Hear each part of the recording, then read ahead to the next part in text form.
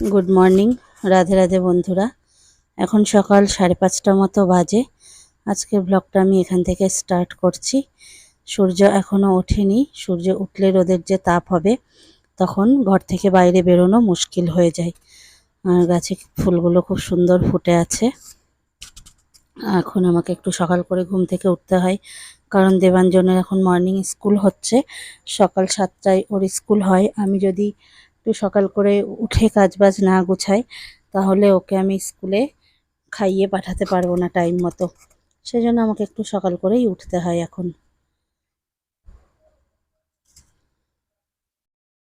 তো আমাদের বাড়িতে অনেক ফুলের গাছ, তোমাদেরকে দেখালাম, তোমাদের সঙ্গে শেয়ার করলাম।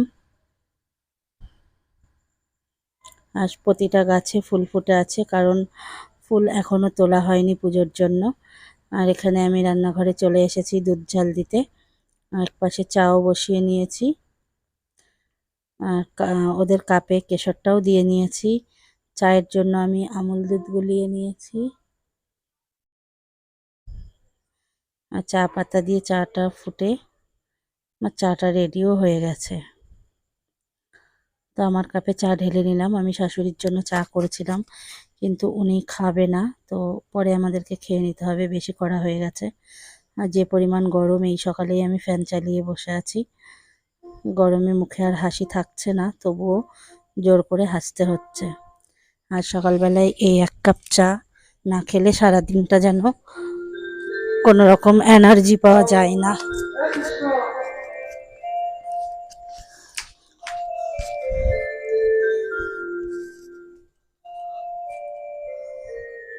দেবাঞ্জন রেডি হয়ে গেছে, ওর দুধটা খেয়ে নিচ্ছে স্কুলে যাওয়ার জন্য। ড্রেস পরে ও রেডি।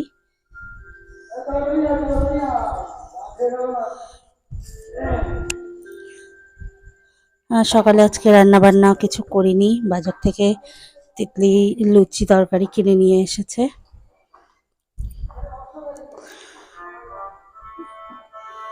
50 টাকার লুচি এনেছে 10টা। তো দেখো আমি ঠোঙাটা উপর করে ঢেলে নিচ্ছি, কারণ পয়সার জিনিস তো একটু নষ্ট করা যাবে না। এবারে তরকারিটাও বাটিতে ঢেলে নিচ্ছি।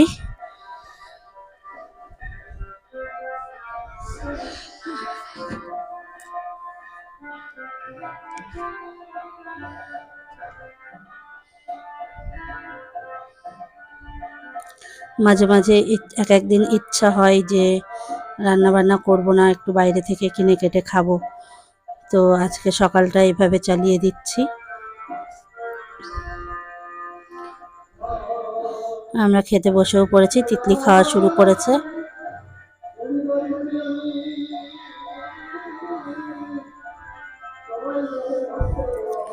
তিতলি যে দোকান থেকে লুচিটা আনে খেতে খুব ভালো হয় তরকারিটা। তো তারপর চলে এসেছি দুপুরে রান্না বান্নায়। আজকে আমি বাড়ির উপর থেকে নিয়েছি লাইলন টিকার মাছ। মাছটা জ্যান্ত ছিল। দুটো মাছে 1 কিলো ওয়েট হয়েছে। আর সব কিছু দিয়ে একটা চচ্চড়ি করব, তাই সব কিছু কেটে নিয়েছি। মাছের জন্য আলু, বেগুন, কাঁচা লঙ্কা কেটে নিয়েছি। আর এখানে চচ্চড়িটা করব প্রথমে, তার জন্য 5 ফোড়ন আর শুকনো লঙ্কা তেলের মধ্যে ফোড়ন দিলাম। ফোড়নটা একটু ভাজা ভাজা হয়ে গেলে দিয়ে দেব বড়িটা।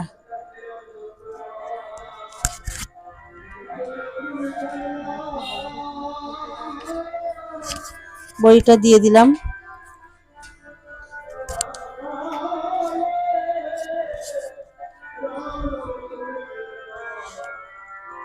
বড়িটা লাল করে ভাজা হয়ে এসেছে।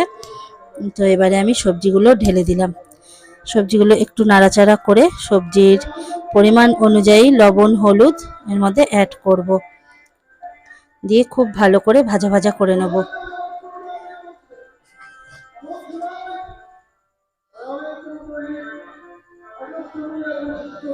তো এই যে এবারে আমি একটু নাড়াচাড়া করে লবণ দিয়ে দিলাম, আর দেব পরিমাণ মতো হলুদ, দিয়ে খুব ভালো করে ভাজা ভাজা করে নিয়ে সর্ষে বাটা দিয়ে একটা চচ্চড়ি করব মাখা মাখা করে।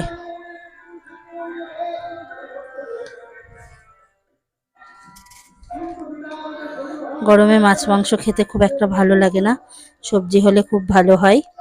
সেজন্য সবজিটা আমরা একটু খাই বেশি, প্রতিদিন 2-3 রকমের সবজি আমরা মেনুতে রাখি। আর এখানে লেবুর জলটা করা আজকে তোমাদের সাথে শেয়ার করছি। তো আমি এই লেবু চেপার এটা ফ্লিপকার্ট থেকে কিনেছিলাম। গরমকালে আমার একটু সুবিধা হয়, কারণ আমরা প্রতিদিনই প্রায় 2 লিটার করে লেবুর জল করি, 3 জনা খাই।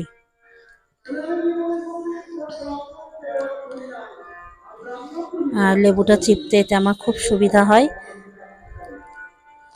তোমরাও দেখতে পাচ্ছ যে খুব সুন্দরভাবে লেবুর রসটা বের হয়ে আসছে।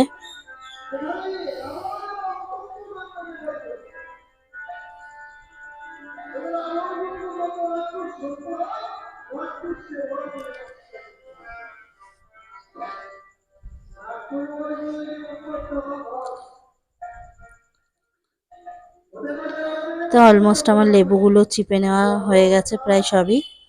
এবারে আমি এর মধ্যে দিয়ে দেব পরিমাণ মতো লবণ। আর চিনিটা আমি পাউডার করে নিয়েছি, কারণ গোটা চিনি থাকলে গলতে একটু সময় নেয়, আমাদের চিনিটা একটু মোটা মোটা, সেই জন্য চিনিটা পাউডার করে নিলে তাড়াতাড়ি গুলে যায়।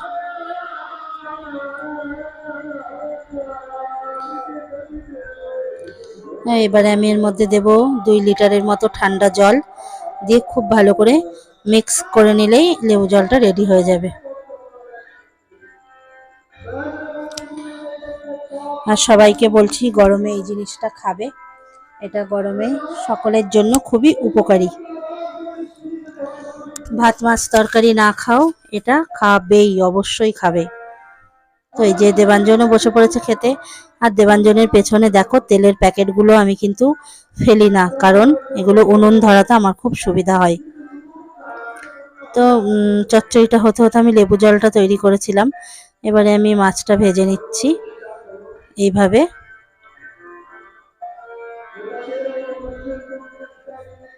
তো দেখো এইভাবে আমি মাছগুলো ভেজে নিয়েছি। আর এই যে মাথা দুটো ভেজে নিচ্ছি, কত বড় সাইজের মাথা দেখেছো, মনে হচ্ছে মাথা দুটো আমাকেই খাবে। তো আমার রান্নাবান্না কমপ্লিট হয়ে গেছে। এই যে চচ্চড়িটা করেছিলাম সব কিছু দিয়ে একটা, সেই চচ্চড়ি, এই যে মাছের ঝোল, আর আলু বেগুন কাঁচা লঙ্কা চিড়ে আর আদা জিরে বাটা দিয়ে মাছের ঝোলটা করেছি পাতলা করে। আর এখানে কালকের আমের টক রয়েছে, এটা তো খেতে হবে। তারপর একটু পাট শাক ভাজা আর ছিল কালকের, একটু উচ্ছে ভাজা। আমি কোনো কিছু তো নষ্ট করি না, সব কিছুই খেয়ে নেব, সবাই ভাগযোগ করেই খেয়ে নেব। আর গাছ থেকে একটা লেবু তুলে কেটে নিলাম। এখানে 1 হাঁড়ি ভাত করেছি। চলো শাশুড়ি ভাতটা এবার রেডি করে শাশুড়িকে দিয়ে আসি। শাশুড়ি ভাতটা বেড়ে নিচ্ছি।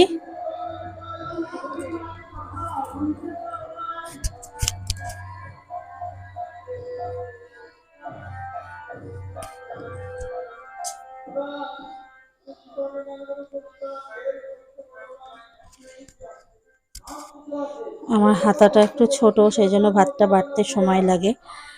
তো শাশুড়িকে একটা লেবু দিয়ে দিলাম ফার্স্টে, আর পাট শাক ভাজা দিলাম। উচ্ছে ভাজাটা ওনাকে আমি দেব না, কারণ উচ্ছে ভাজায় রসুন পেঁয়াজ দেওয়া আছে, যেটা উনি পছন্দ করে না। উনি রসুন পেঁয়াজ দেওয়া খাবার পছন্দ করে না। তারপরে দিলাম চচ্চড়ি।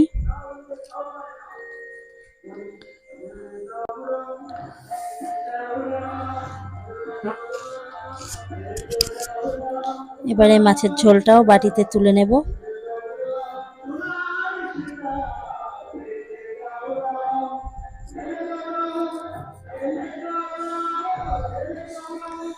শাশুড়ি বলে কথা, বড় মাছটা তো ওনাকে দিতে হবে।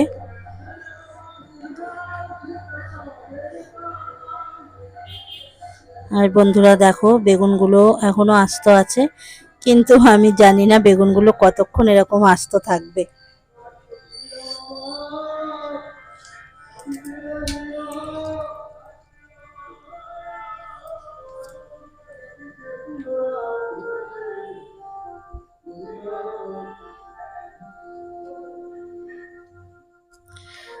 গরমকাল বলে এরকম পাতলা ঝোল রান্না করেছি। আর শাশুড়ির কাছেও জিজ্ঞাসা করেছিলাম, তো উনিও বলেছে আদা জিরে বাটা দিয়ে কাঁচা লঙ্কা চিড়ে মাছের ঝোল করতে, তাই করেছি। আর এখানে আমের টকও দিয়ে দিলাম ওনাকে। এবারে তিতলি ওনাকে ওনার খাবারটা দিয়ে আসবে।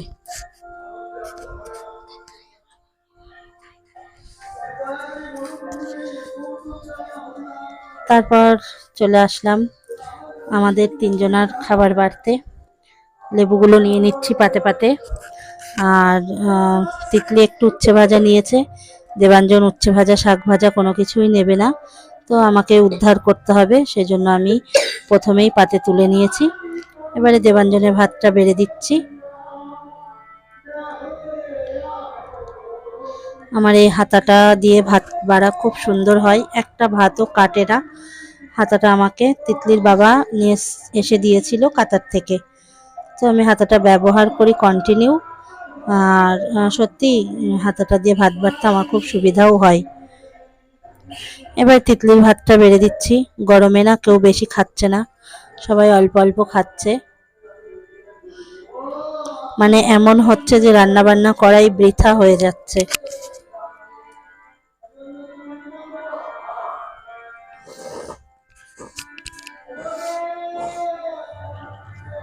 তারপরে আমার ভাতটাও বেড়ে নিচ্ছি।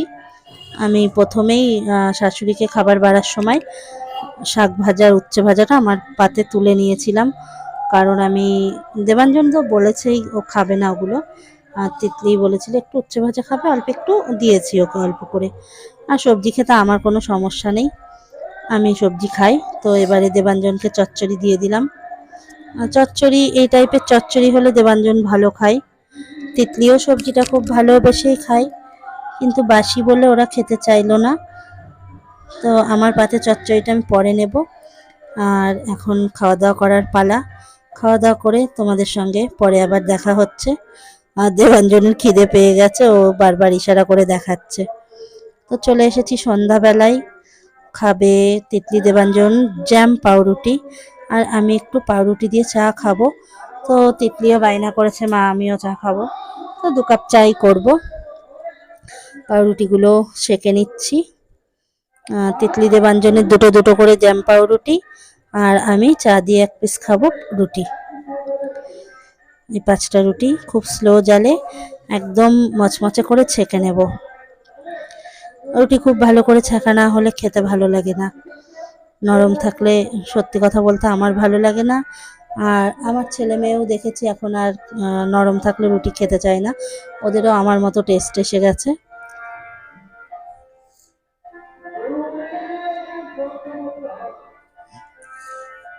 তো পাউরুটিগুলোকে এইভাবে লাল লাল করে সেঁকে নিয়েছি। নিয়ে জ্যাম লাগিয়ে তিতলি দেবাঞ্জনকে দেব, আর আমি 1 পিস রুটি দিয়ে চা খাবো। আর তিতলি একটু চা খাবে, বিস্কুট দিয়ে খাবে। তো পাউরুটি শাকা হয়ে গেছে, আমি তুলেও নিচ্ছি প্লেটে। যেই রুটিটা বেশি পুড়ে গেছে, পুড়ে যায়নি মানে বেশি ভাজা হয়ে গেছে, ওটা আমি খাবো। তো এবারে চলে যাচ্ছি জ্যাম মাখাতে।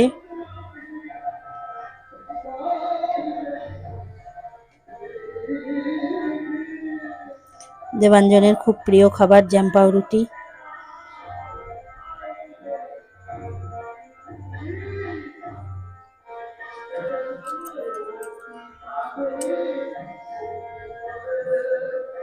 এটা কিষানের মিক্স জ্যাম। তো আমিও তিতলি দেবাঞ্জনের জন্য এই জ্যামটাই কিনি। এটা মিক্সড ফ্রুট জ্যাম।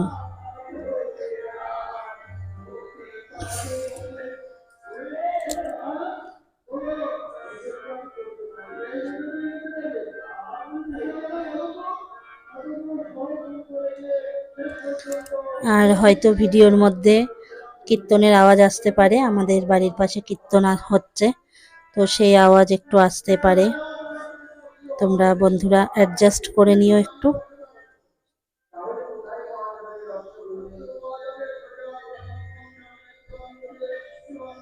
তো এভাবে করে আমি সবকটা রুটিতে জ্যাম লাগিয়ে নিচ্ছি।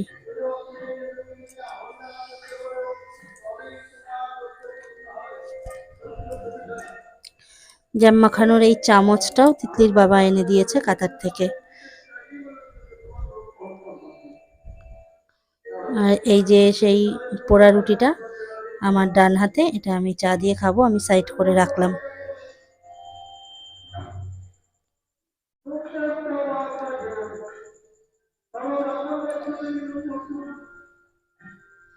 আর ওই পাশে মগে চা করে নিয়ে এসেছি। তিতলির আমার কাপও আছে দুজনার। তো পাউরুটিতে জ্যাম লাগানো হয়ে গেছে, এবারে চাটা ঢেলে নেব।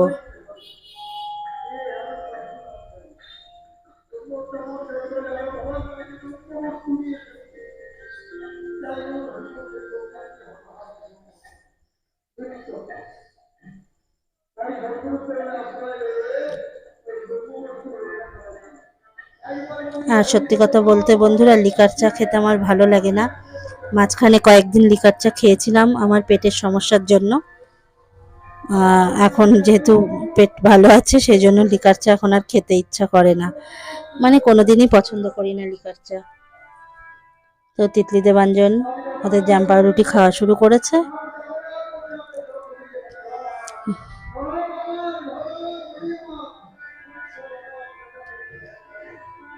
আর ওই যে আমার পোড়া রুটিটা আমি খাবো চা দিয়ে। তিতলির চা, আমার চা,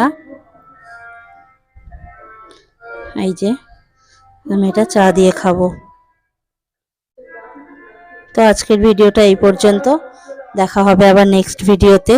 সেই পর্যন্ত সকলে ভালো থাকবেন, সুস্থ থাকবেন।